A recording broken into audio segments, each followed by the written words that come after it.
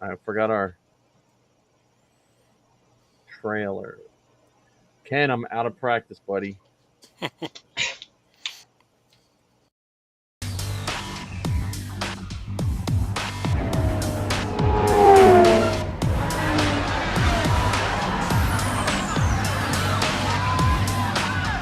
Well, you look the part, but let's see some of your moves.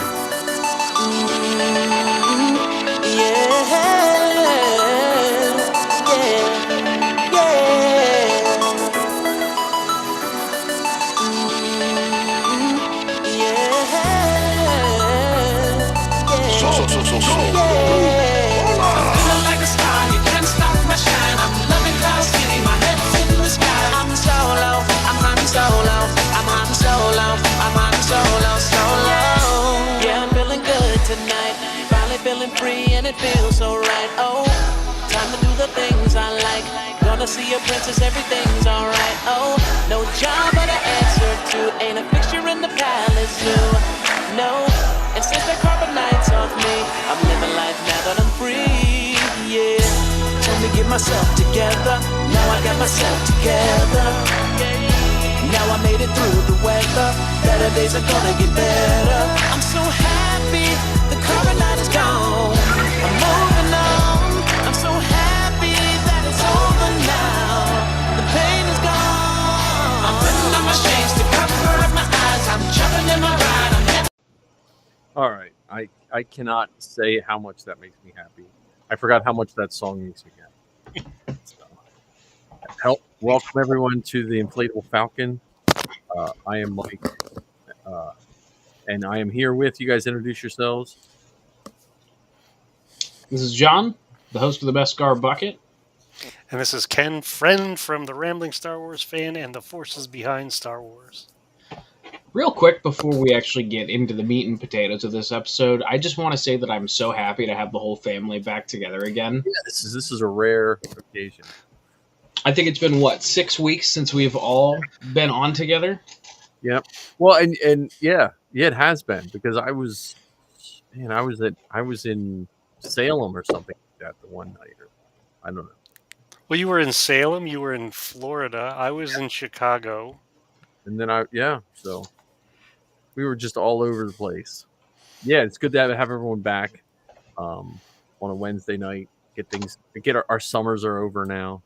It's still 99 degrees out here, and See, I'm still in denial, and I understand how the calendar works. I do know that much, but it still baffles me that we are already in September. oh, I know. Well, see, I don't know how it is in New Jersey, but here we go from scorching heat to then it'll snow at Thanksgiving. Like fall is usually like 2 days. You'll be like, oh, look at those nice leaves, and then the next day there's no leaves left. Oh, it'll be warm for a while down here. Yeah.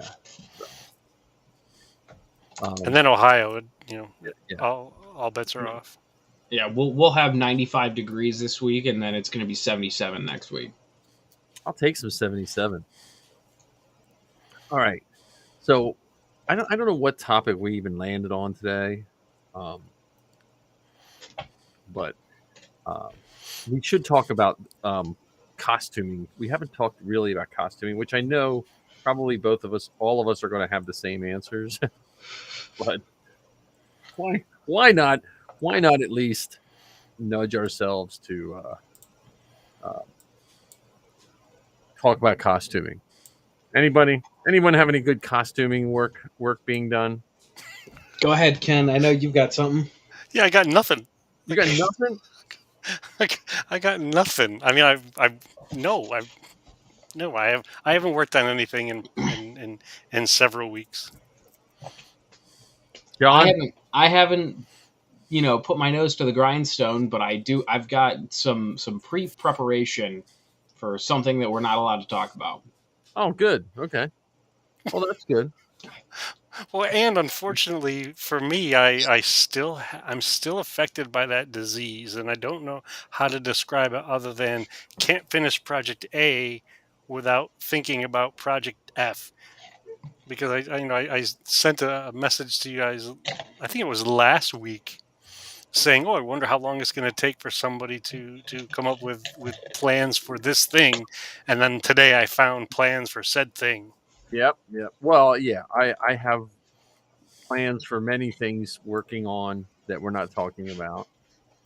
Especially when people that paint them send you pictures of them. I love all the non-answers we're giving. But no, but I did work on a Sabine helmet. So in that season, I did work on a season 1 Sabine helmet. And for any of those 0 people listening, I used a Cricut. I did this one totally different than the 7 or 8 other Sabine helmets I've ever painted. I took the one helmet and I covered it with blue tape, and I drew out all the markings for Sabine. I cut them out of blue tape. I pulled the tape off, laid it flat on a piece of cardstock, cut it out, then traced it onto dark cardstock, scanned it on a scanner, and then ran it through my Cricut to make removable stickers.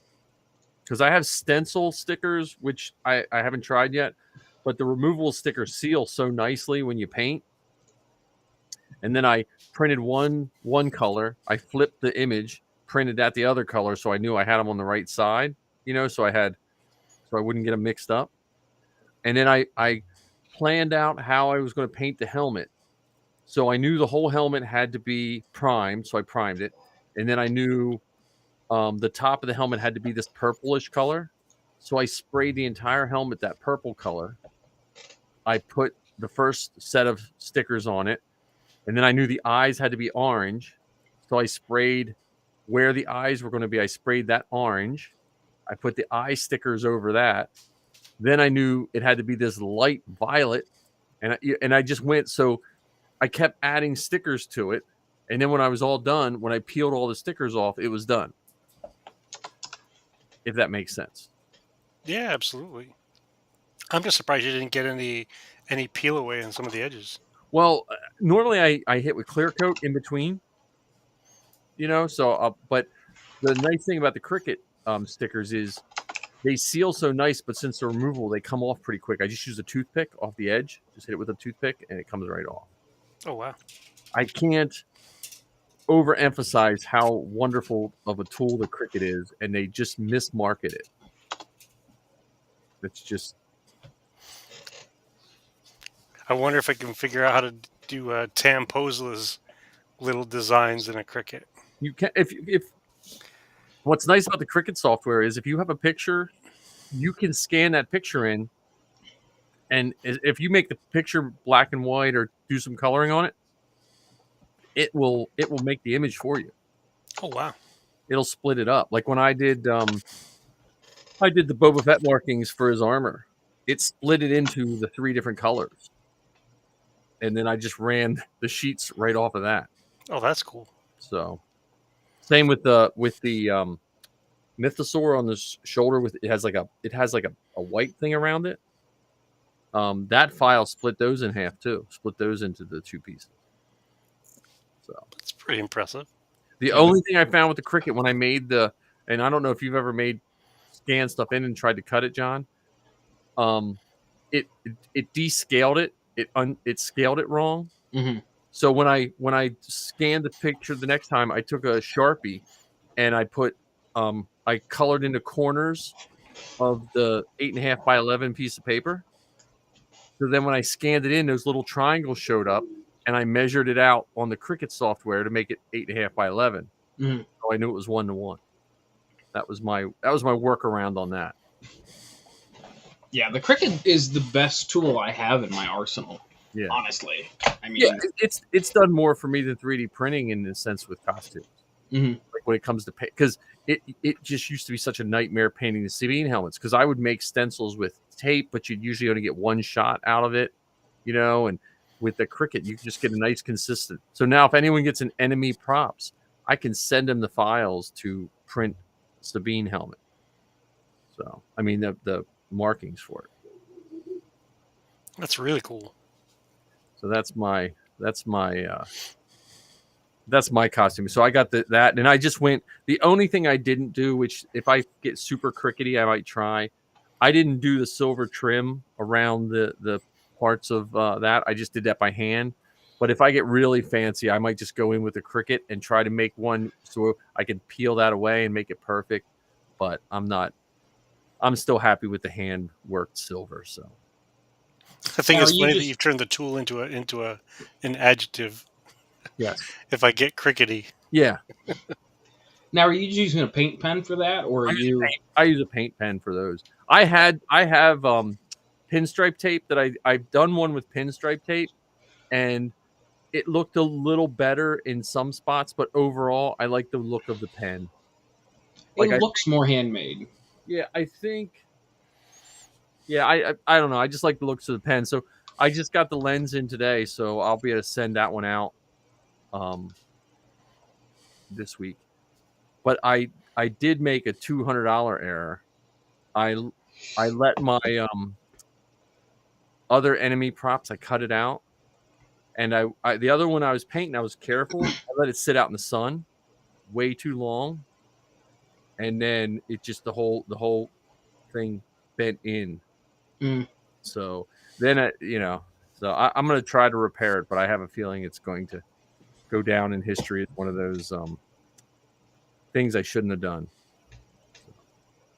Trust me, my first Mando helmet had the same problem. So now I've got the eye slit went from here to here. Yeah. And Well, the whole back of the helmet's squished. This was with resin, so I just let it out it sat out there all day. Like I got sidetracked doing it because normally once you get the paint on the resin, but they probably use Smoothcast 300, which is it can get a little flexible when it's hot and it's not painted. Mhm. If I was making a helmet, I would have put onyx in the inside, but that's just me. But besides that, and then my other costume corner is I'm still trying to get stuff ready for the New Jersey Fest that's coming here in the end of September. So the invasion. the New Jersey invasion, yeah. So it's giving me motivation to get this one-piece 3PO head done, Ken, so you can have a nice display. I'm trying to get this one-piece mold done. But Yeah, I'm still trying to figure out what the other gentlemen have in mind of the field trip. well, we have the comic store to stop at. Anthony's going to want to stop at Just Press Play, the video game that it has all the old vintage video games and stuff. And I think Anthony wants to eat at Decades. Mm. And then for some reason they want to come see all my crap. So, Well, and Andrew mentioned possibly recording some stuff while we're there. yeah. So I'm not sure. They haven't told me about what they want to record. I'm hoping the weather's nice because I'm going to get out the giant Vader. I'll pump up the giant Vader. So maybe I'll get Marty to bring his DeLorean down. Oh, y'all are making me jealous. He just got Wings Aloft set where he hits the button and the doors open up and stuff. So, in addition to his yoke. oh no, the yoke went on his Tesla. Oh, that's right. That DeLorean's I think other than the radio is 100% original. So Yeah, and the DeLorean radios were awful. So yeah, he had the original, took it out, and now he just has to find it. I think all the radios back then Ken might be old enough. Remember, you had to carry your radio with you if you had a nice radio. You had to pull out. Take the faceplate, or even take out the whole radio. Yeah. hey, I had to do that in my Camaro. I put a decent stereo system in it, and I had my first radio was stolen because I left the T-tops off the car. Well, my cars are always crap. I had Volkswagens with Sapphire, and then I had a Panasonic 8-track and cassette player in one that mounted under the dash in the Volkswagen Beetle on the passenger side. So you're already cramped. So if you take another 4 inches off of whoever was sitting in there. So and it wasn't wired in. I just had a wire jumping to the fuse box under the dash with an alligator clip. So Well, what else do you need in a classic Beetle? I know. So, but let's see. So we don't have any costumes. So before we move on to anything else, let's look at our costume corner, because I think since we meet here once a week, if we can't motivate each other to get something done, we should, like, Ken, what's your one thing? What's the next thing you think you're going to get done without being sidetracked by other? So it's in 2 weeks. Heather and I are going to meet with a seamstress for her Bo-Katan soft parts. Oh, okay. And we got to talk with the seamstress, because we're talking with her about how to make the vest in such a way that we can attach the jetpack to it. Oh, right. So there's a couple guys from the Pennsylvania Mercs who have jetpacks for their Death Watch. Right. And so they sewed straps right into their vest that then clip into the backpack. Yeah. So we want to make sure that when we meet with her, that we talk with her about those things, because we don't want to make the vest first and then have to unmake it or alter it for the strap. So that's coming up quick. And there's another armor party with the PA Mando group. When's that? I don't know off the top of my head. It's definitely this month. I know that. Better not be the Jersey Invasion weekend. I think it's before then.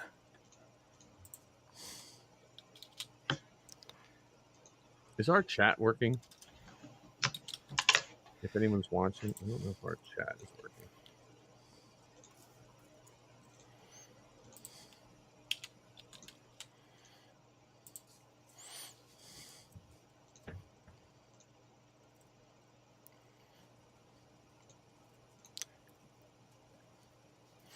Yeah, I don't remember off the top of my head when it is, to be honest. Well, because I just got today in the mail a Bo-Katan soft goods. Really? Yeah. So I bought them from Pro Cosplay. They're nice. They're very nice. It's the shirt, top, and then the little over vest, because the pants and the shirt look 99.9% just like Sabine's soft goods for the live action. But the vest is not. The vest has some brown. You know how Bo-Katan has that brown, like almost like leatherish material on hers. So that's the only thing. But I got that. I want to take the vest to a seamstress and say, look, can you make this without this? So, because Sabine doesn't. Well, we're not talking about that. But I just got it. It's really nice. I'll show it to you when you get here, Ken. Because they sell now. Pro Cosplay sells. So many people were buying the Sabine or the Bo-Katan costume and not using the parts. They just sell the soft goods. Yeah, I saw that for Din too, and I was thinking about doing that for. Yeah, well, that's what I'm going to do. My Pinto Din. Yeah. So you have that going on. What's any deadlines or anything you're doing, John, that we need to bug you about? The only thing is I need to get a haircut.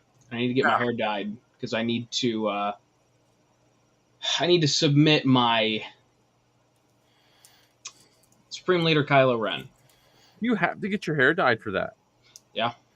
Really? Has to be black. And my hair is dark brown. So I'm hoping to get everything done before CCE at the end of the month. Where's that? Cincinnati Comic Expo. So the weekend of the 22nd, 23rd, and 24th is going to be a nightmare. Because... Like a good nightmare? Like... Jury's out. So Papa John and I are driving down to Cincinnati on Friday morning to get there hopefully by the afternoon. It's about a 3.5, 4-hour drive from us. So then we're going to post up in our hotel and go to CCE Friday night and Saturday, which I'm still working on it. I'm trying to get my dad to get an autograph and a photo op with Julian Glover in his General Veers. Oh, nice. So I'm trying to get him to have him sign the inside of his chest plate. That'd be cool.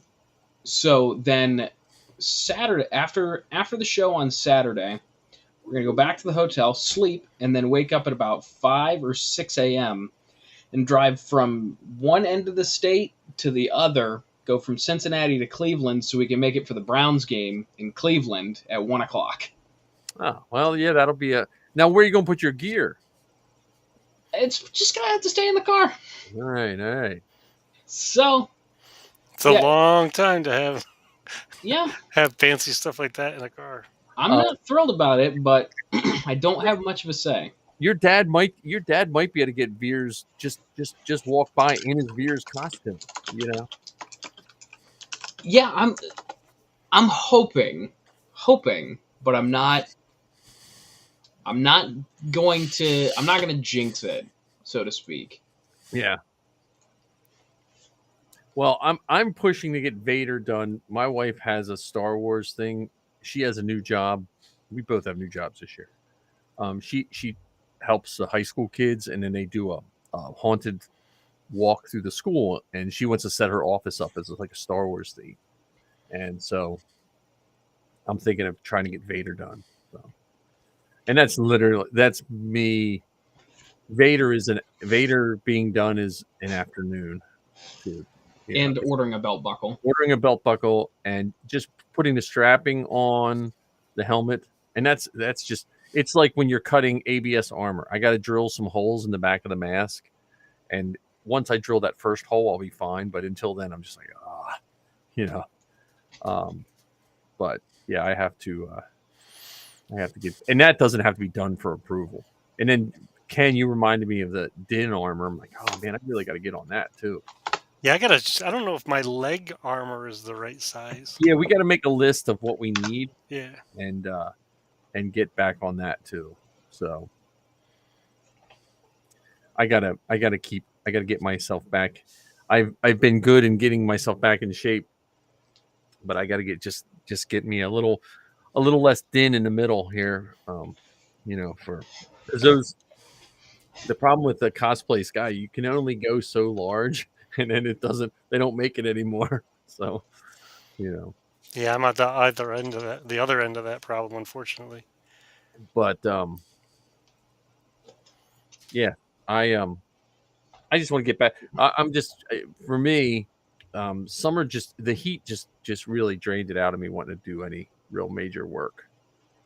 But my garage is set up now. Like I said to my wife, this is the first year in 20 some years of teaching that I've gone back to school, and my garage is like pristine clean. Like, other than like there's a motor sitting on an engine stand, but like all my tools are away. There's not like 50 million projects sitting out. Like, I still have projects, but I went through and knocked out a whole bunch of them. Well, and you organize them with those nice containers and everything too. Well, and Ken, you might wind up going home with a pit droid, because I found another pit droid. So when you come up, I might just because I put them together one time and just sprayed them with some ugly paint to stand them up, I think for Halloween one year, and I didn't realize I have them. So I'm debating on, he might just go to a new home, Ken. So if he's not, I was going to put him in my classroom, but if he's not assembled by the 23rd, which is highly likely, he'll go home with you. I'll put it in a box on my lap the whole way home. Yeah. 3 hours home. In a box? You need to assemble them while you're there. We'll poke holes in them. Yeah. I guarantee you, Mike, we're going to see a ton of pictures of that pit droid if he makes its way to Ken's house. Oh, He'll be dressed up, like the first day of school pictures. Yeah.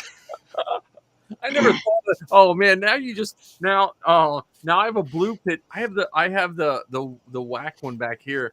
Man, why didn't I do first day of school pictures? Okay, that's on my list. It's not too late. It's still the first week of school. It's not too late. I could have IG-11 holding his hand. That would be a good one. Down at the end of the driveway. Yeah. Okay. There we go. Now, well, that's a whole afternoon wasted now.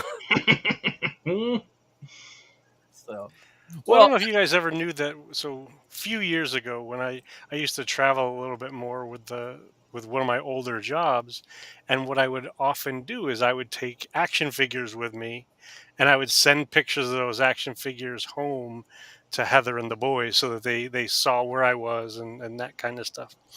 And I just continued that practice. So even when we went out to Chicago for that last family vacation, I brought Jar Jar with me, Yeah. and so Jar Jar got to go by the bean and all sorts of stuff like that. So I still do that sort of thing. So yeah, I can see a handful of pictures with the pit droid in random places. I don't know if I ever showed you that shop, Ken. There's a shop about an hour from here. They have the life-size Jar Jar. They have the life-size Darth Maul, Watto, and Anakin in this it's like an antique shop. I have not seen that. I'll have to dig those pictures. It's I forget it's right off the Chesapeake Bay. Even if you don't have pictures of it, if you send me the name and the address, it's worth the trip because the shop is it's weird because the guy, I don't know how he runs it. He always has display cases full of costumes from movies. He borrows them. Like one time we were there, it was all the costumes from Hunger Games. And then there was a whole bunch of costumes one time from what was the Chris Pratt Western that was a couple years ago? Magnificent Seven. Magnificent Seven. They had I don't know who he knows he gets these on loan. And then the store itself, it looks like they just bring in more than they sell. It's just packed full of stuff. So it is well worth it. It's well worth the drive. I didn't go this summer. I usually go like twice a summer. But last spring we went, and he still had Jar Jar. His Darth Maul is really nice, but he's out in the window, so he's kind of getting faded. Yeah. But he's still nice. I mean, I'd tell you could pull that cloth off and re-dye it. It's not gonna, it's not gonna hurt it.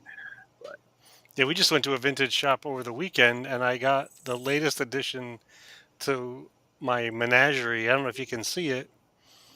It's a bootleg Stormtrooper toy. It's half of a bootleg Stormtrooper toy. Oh, that's cool. From Hong Kong. That's funny. Made in 1979. Yeah, there you go. And it was I think it's the deciding factor of me not buying any more stuff. So I get this thing home, and I paid $15 for it. And I'm just looking at it, and it like I said, it was made in 1979. It doesn't work properly. It's missing half of its things, and I just spent $15 on someone else's trash. Like, they would have just legitimately thrown it away, but Ken decided to buy it because it's that's like one of those pieces that you're going to have and most people won't. Like, sometimes that's the cool stuff to have. So I went to Michael's. Like I said, I'm trying to get ready for this Jersey invasion here. I went to Michael's and bought the earring display plexiglass, like for like Etsy people that sell them, and I'm gonna put all my Star Wars pins on it. Nice. Because I either want stuff out. I want it out for people to see, or gone. Like I just got a whole bunch of my collective, like my 501st collector cards and stuff. They're in binders, so if those guys come over and want to flip through binders, they can. I'm trying to figure out what to do with my coins because I really don't like the coin display things people have on the walls. I don't really have any good coins though. That doesn't matter. Well, but see, I would send you coins, but all my coins I have to have 3 of for me and each of the girls. So that's fine. And Sappy gets cool coins sent to her. Like she got some 0 coins and stuff. So of course she's 000. Yeah. Well, I'm just a lowly Kylo Ren. Well, and I don't have any troops even coming up. To be honest with you, like, what about your New Jersey invasion? Is that not? That's an unofficial troop. Yes. Mm. Well, you're not going to gear up. You're not going to meet us at the door. I am. I'm going to meet in your TK. I'm meet at the door of my sand trooper, and then I'll trip down. Yeah, count as an unofficial troop. I'm waiting to see what's up with when Aaron Scare is. So, but like the girls work, and that's one of their last busy weekends. But this weekend, if you're in Lancaster area, Dutch Wonderland, the amusement park the kids work in, 100 Santas are showing up, which sounds really cool. Except I was thinking, isn't that going to traumatize a bunch of kids? Because now they're going to see a whole bunch of different people dressed as Santa. Well, not if you just extend the lie differently. I know, but man, that's like you're getting pretty deep into the lie when you start doing that. Well, the whole thing is a lie, so you're already deep. I want to buy an elf costume and show up, but Only if you buy the elf costume from the movie Elf. Yeah, that's what I mean. Not like Legolas or anything. I just want like to act crazy excited about every single Santa. Do it 100 times. Do you remember what song I sang to you last year on your birthday? And then you'll see Maryland teacher fired for being an idiot. So, and then I know, John, you're not a book reader. Nope.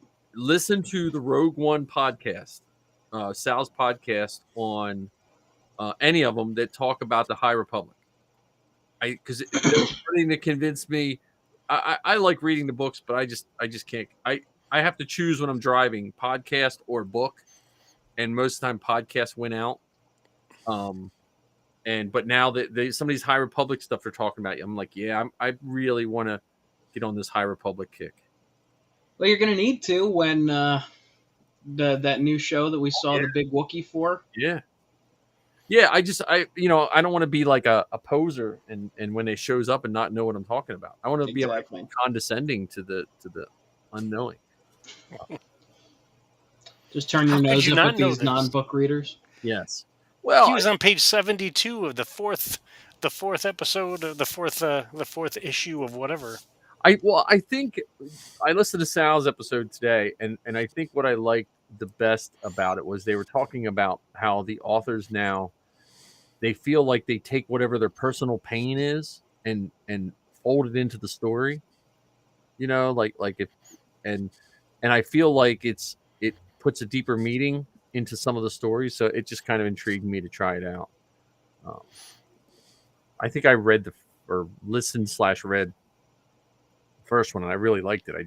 There's just so much. I'm redoing my podcast list, and I haven't decided what to do with my podcast list at the moment. Yeah, I need to get back on the podcast thing. I've been so out of it, and now that I'm back to work, I have my daily commute that I can devote 15 minutes both ways. Well, I have an hour, so you got more time than I do. Well, again, it's podcast is the easiest thing to do, and it's the easiest thing not to do. It just seems like what podcasts are, but I'm Zoe and I talked, and we're going to look at because again, Lizzie and her are both at that point in their life where they're both chasing after these careers, so their time is limited. But we're going to try to make some time and get some recordings in, even with some of the stuff that they're not recording about because of the strike. But even if we do a couple clips and just save them for later, so like get some like real time reactions. And now, Ken, did your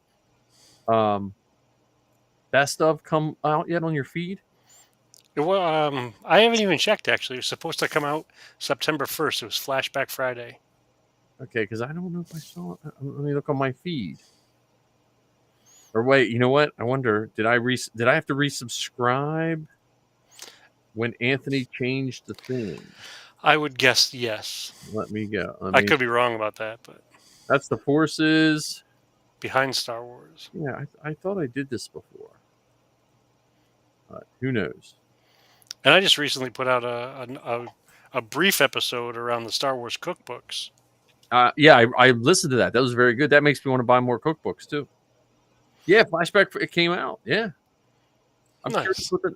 curious what the numbers. I'm curious what your numbers came out on that. Did any of the guys say anything? No. No. Okay. I'm just curious. I mean, I like the flashback. I just found episode 2 of Zoe's podcast that I didn't even know I had. I was going through all these old computers, getting ready for the Jersey invasion. I was like, I just gotta get some of this junk out of here.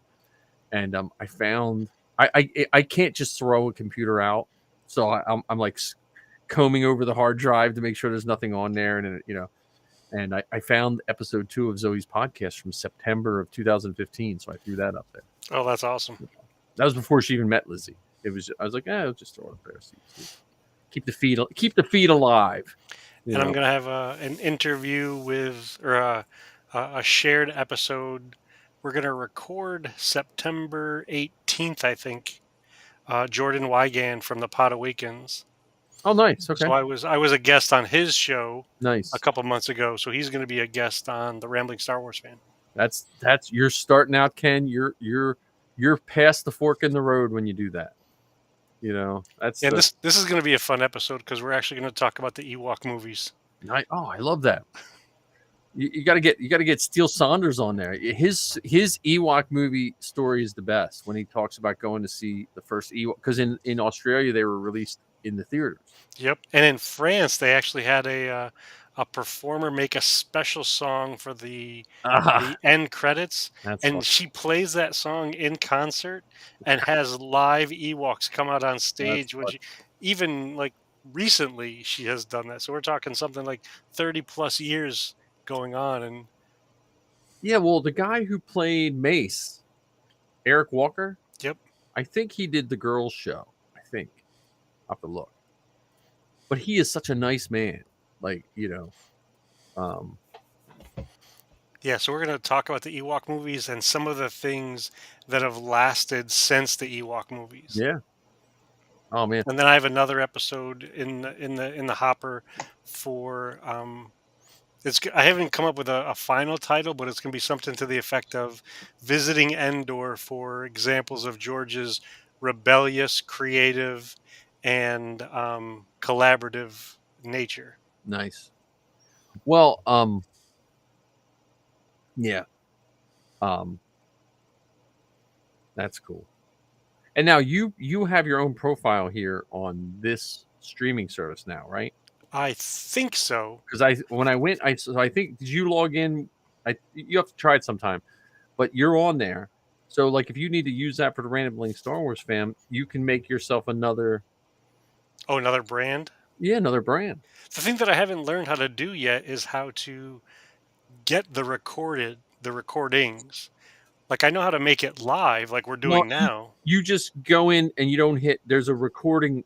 If you go into the front end, there's a way just to make a recording instead of go live, and it'll record. And where would it record though? Like, where does it get saved? The menu before we're here, the menu pre this, like before you go in the studio, it's on that left hand side. Okay. And it saves them for, I want to say, up to 2 weeks. Okay. Mm-hmm. So that's why it's good to just throw them up on you. I went through and updated our feed the other day. I was just avoiding doing schoolwork. So I was like, hey, I'm just going to download all the summer stuff because I was really bad about filling out our Anchor feed, and I filled our whole feed with stuff. And I'll do this one tomorrow, so to keep us current. Nice. But yeah, so we got Vader. John, you're working on, what did you say you were working on? Kylo, your haircut. Well, that's yeah. I need a haircut, dye, shave, and I need to actually buy the makeup for the scar. I think they're gonna. What if they make a special edition and Kylo's bald?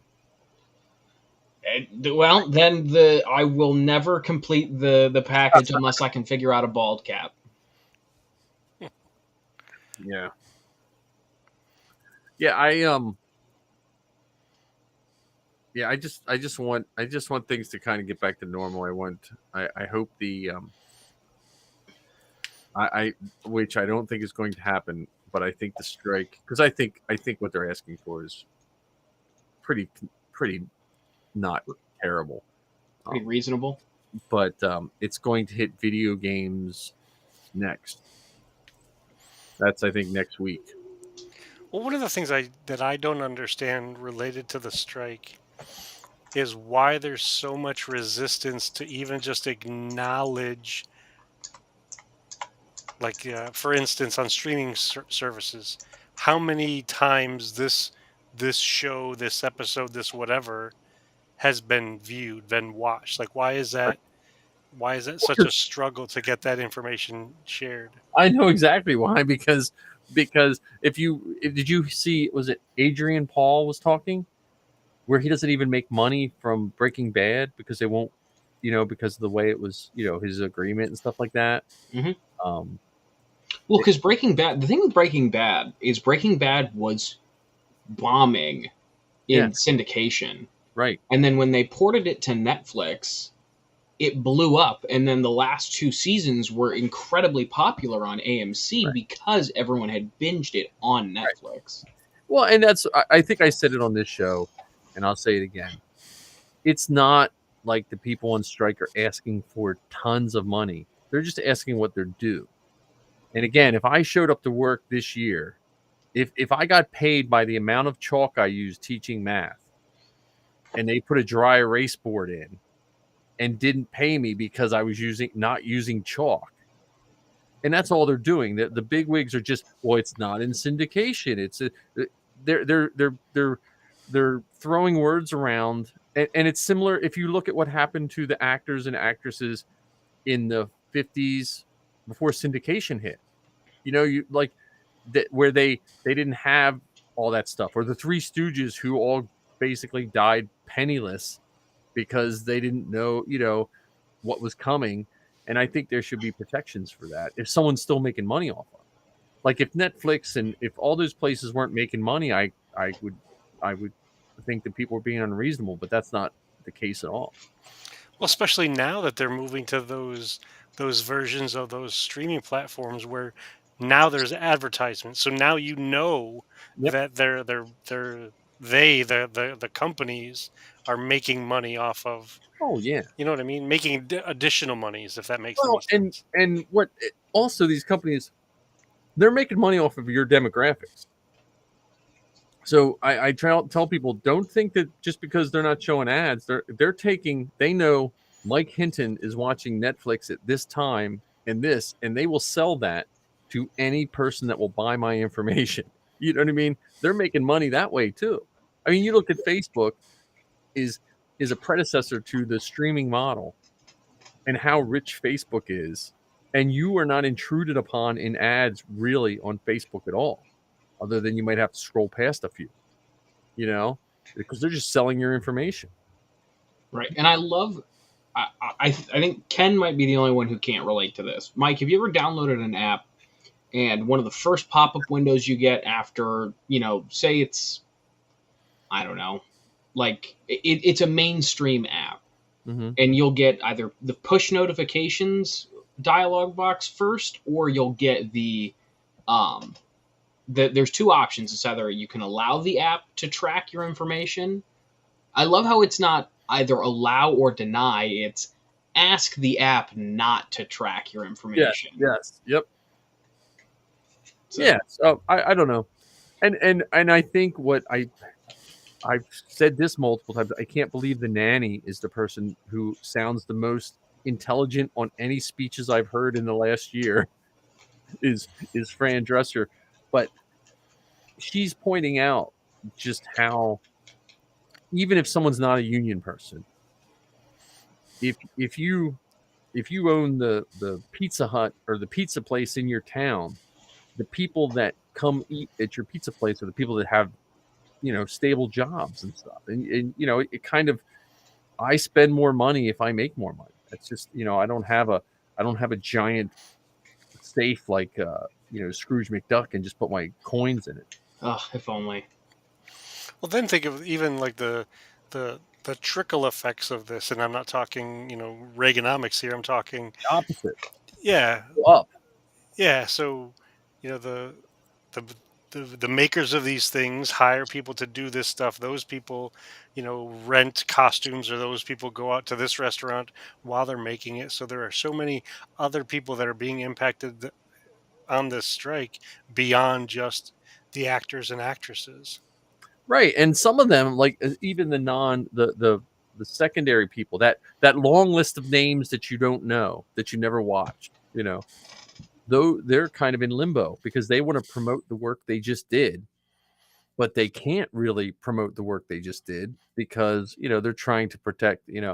It's a sad situation, but it's I think it's going to be a bigger movement in this country than people realize. Well, do you also think it's going to change some of the other practices related to filmmaking and television? So here's where I'm going with this. So I know, or I remember hearing, like the last season of Friends, that some of the actors and actresses on that show were getting paid $1 million per episode. And so if the big actors and actresses are getting paid $1 million per episode, then that means the show is going to cost so much more. Oh yeah, And I'm not saying that we all need to be communists or yeah, socialists or anything like that, but do you think it's going to get to that place where they have this upper limit on it where we're not going to pay an actor $1 million per episode because right. we're trying to be more frugal with the money that we have? Well, I also would think I think Friends is probably one of the last shows that we were a naive people in the sense that we thought Ross was Ross. We thought, and then over time you realize no, there was some guy sitting in a writer's room that because like as much as all these people say, "Well, I ad lib this and ad lib that," most of the time they don't ad lib nearly as much as they say they do. Yeah. And if they do, it might be a character that someone wrote for them for years that then they developed. And so I think like if you picture those high paid stars in a show or a movie, you're still always going to have those superstars that make tons of money. But I think you're going to see a more of a balance where you might not have someone making crazy amount of money, but it's going to be spread out slightly more. And that that might hurt the super rich people, but when you see some of these super rich stars interviewed, you're like, yeah, I understand. I probably like the writer more than I love Harrison Ford in the movies he's in, but when I see his interviews, I'm like, oh man, I really like Indiana Jones and Han Solo. you know, so Well, and what I have found also interesting about this is it's not really the big name actors and actresses that you hear talking about it. right. I haven't, Well, I saw Kevin Bacon talking about it. and I'll go back to we're not talking like the. Well, right, but I love Kevin Bacon. You love Kevin Bacon, but he's not like a Dwayne the Rock Johnson who donated like right, six figures to this situation. But they're also not, and I don't know if it's a contractual thing yeah, where they don't want to bite the hand that feeds them kind of thing. right. But like Kevin Bacon made a good point.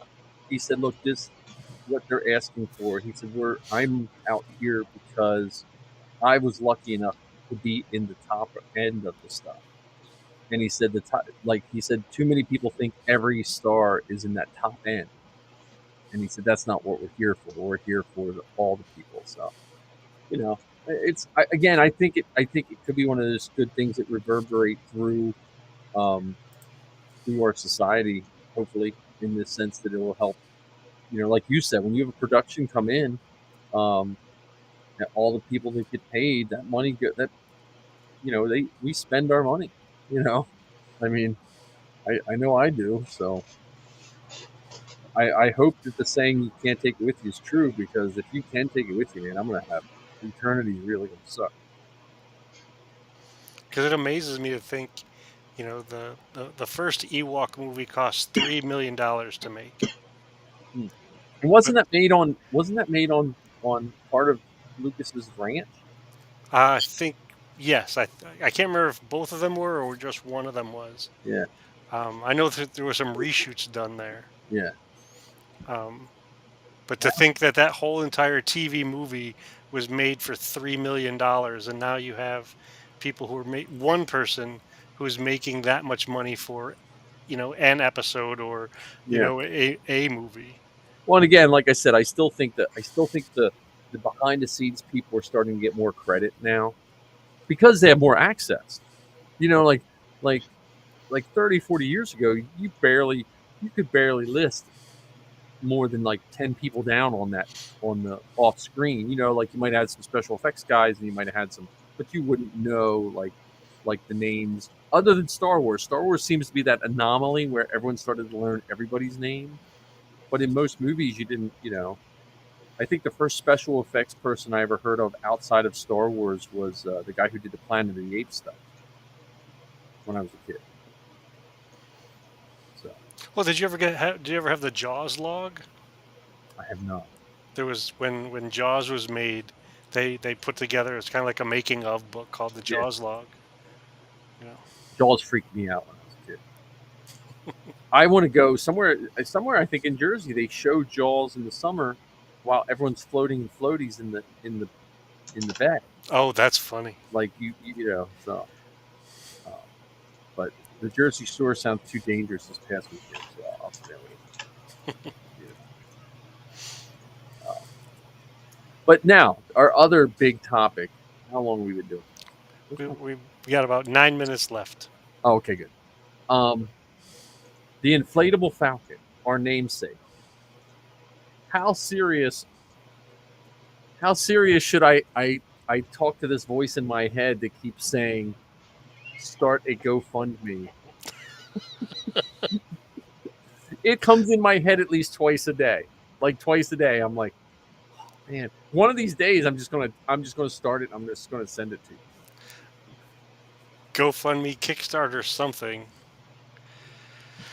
I mean, why not? Well, how about on the other side of that? You know, putting more effort into getting the folks from the magic jump to be in an interview with us. I'm 20 say this minutes out loud. Those magic jump people are a pain in my neck because the only time they wanted to talk to me at Celebration was when he had that little tiny thing that wasn't even worth my time looking at.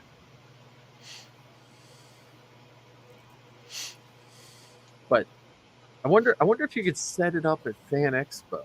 They don't have enough room. Well, because they've done those kind of play areas at different events, whether it's Brickfest, you know, RetroCon, Fan Expo. They've had those kind of things. Even Star Wars Celebration has had little obstacle courses and stuff. Yeah, it just keeps running through my head. I'm just like, one of these days I'm just gonna. So I guess maybe before the GoFundMe, before you fill out the form for the GoFundMe, you reach out to one of these places and say, "Hey, I've got an idea." Yeah. Because you wouldn't necessarily. I mean, I would want an inflatable Falcon, even if I didn't have room to put it up, just to say that I have one. I think I have enough space right in the one corner of that one flat area. I think we can make it. Put it right in the middle of the cul-de-sac. Just yeah, because it wouldn't have to be out there for long, like once a month. Oh, my neighbors would have a fit. But neighbors would love it as long as you let them go in it. Yeah, it is. Yeah, I it just keeps running through my head because I keep seeing that video come through my feed, and occasionally I'll watch it. And when it shows the flyover, like the high shot, like that's like the best shot of it. I want to do it when Google satellite goes over my house. Find out when they're coming over next, and just have the inflatable Falcon in my backyard. You know.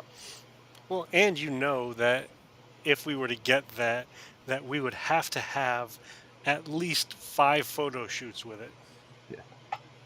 Matt, I could see Matt trying to get his special effects guy to make it look like the real. You just got to make a movie and just go with it. Like it's the thing. Like just pretend. Everyone just pretends it's okay, but don't do any special effects things. Like have Han and Chewie bound. I don't even know if Chewie could walk in it without popping it because with the metal stilts. Well, you'd only have the costume on from the waist up. Yeah. I don't know. It just keeps it. It's just one voice in my head says I'll just do it, and the other voice in my head says, well, that could smack in the way of just privilege. Like there's so many people out there suffering, and you're asking to take, you know. So that's why we're not taking from the less privileged. We're taking from the more privileged who have money to give us that they don't need. I've got one word for that. And that's HasLab. So if True.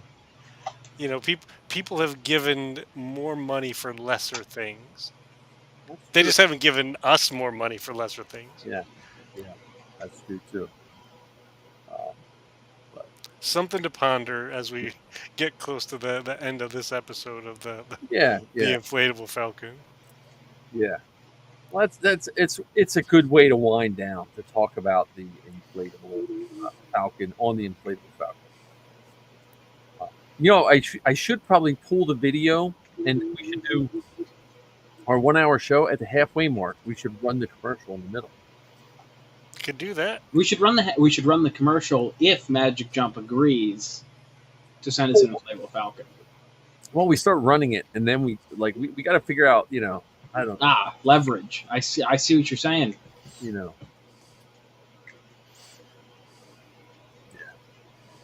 I'm just glad. I'm glad we didn't really talk too much tonight, and we had one person on, but we'll get back in our stride. I was on Father Son Galaxy Sunday night. They got 1,000 subscribers on their YouTube channel.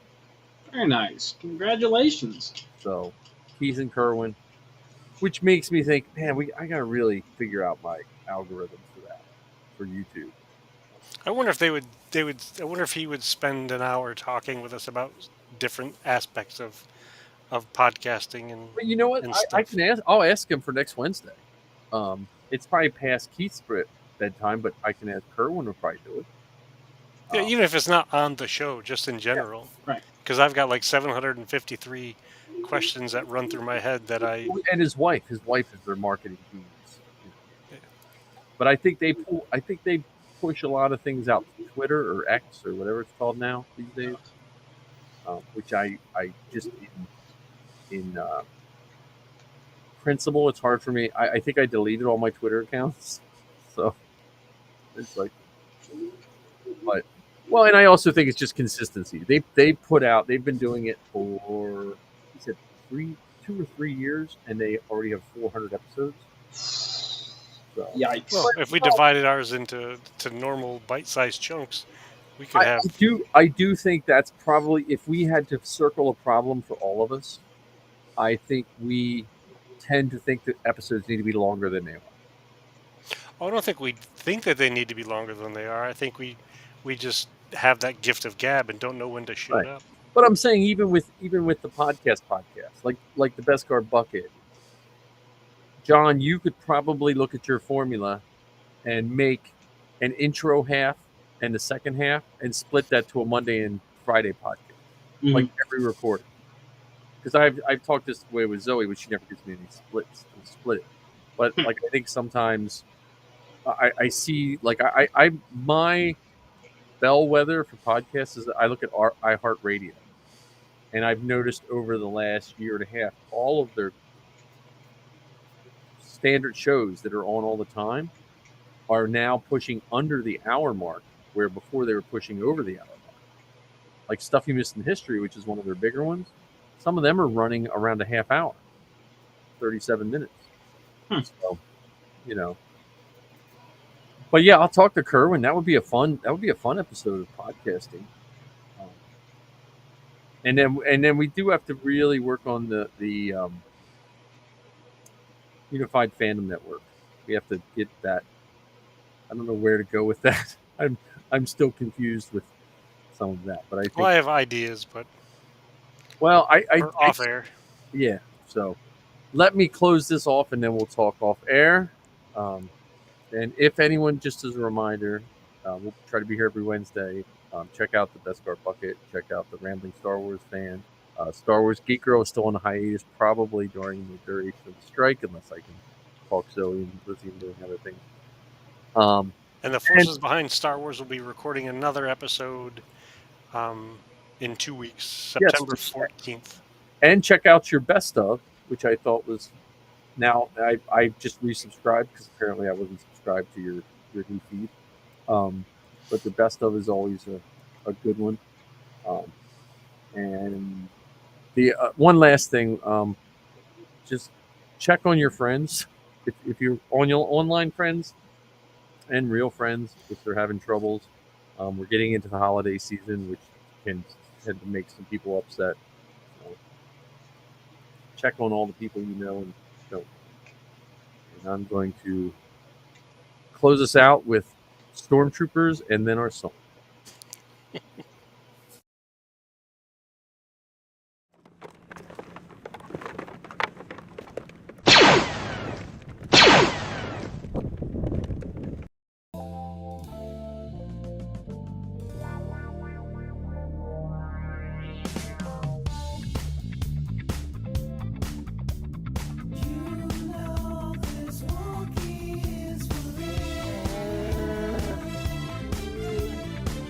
I used to put my faith in starships, but then my Falcon's hyperdrive just slipped. I used to worry about the future, but then I threw my caution to the wind. I had no reason to be carefree, no, until I took a trip to the treetop side of town.